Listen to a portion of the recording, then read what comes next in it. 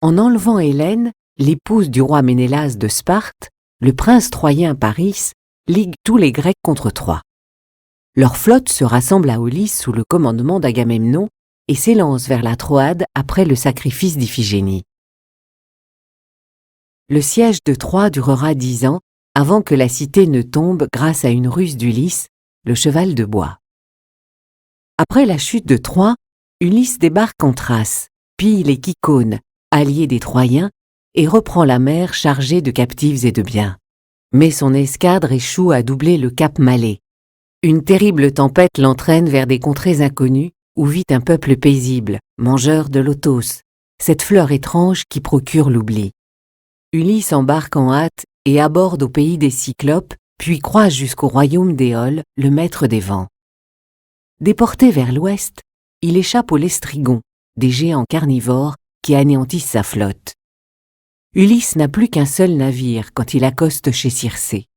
Avant de repartir, la magicienne l'envoie au pays des morts consulter l'ombre du devin Tirésias. Elle le prévient du charme fatal des sirènes et des dangers de Charybde et Scylla. Passé ces écueils, Ulysse débarque dans l'île du Soleil où ses hommes affamés rôtissent quelques bœufs sacrés. Zeus foudroie les impies, seul Ulysse parvient à se sauver. Agrippé au mât brisé, il dérive jusqu'à l'île de Calypso, au bout du monde, où la nymphe le retient 7 ans. Sur un radeau, il gagne l'île des Phéaciens qui le reconduisent à Ithaque. Mais après 20 ans d'absence, une centaine d'hommes convoitent son trône et sa femme.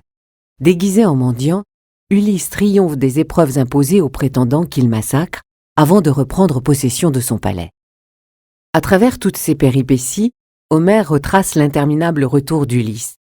L'Odyssée ouvre un espace fantastique, peuplé de monstres et de déesses.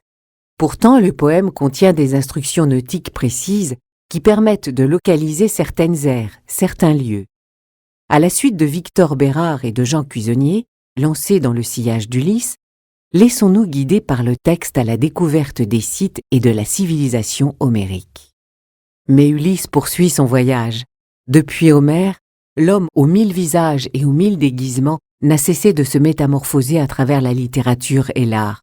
De Virgile à Joyce, de Racine à Berlioz, il nous entraîne dans un voyage initiatique où chaque épreuve nous confronte un peu plus à nous-mêmes.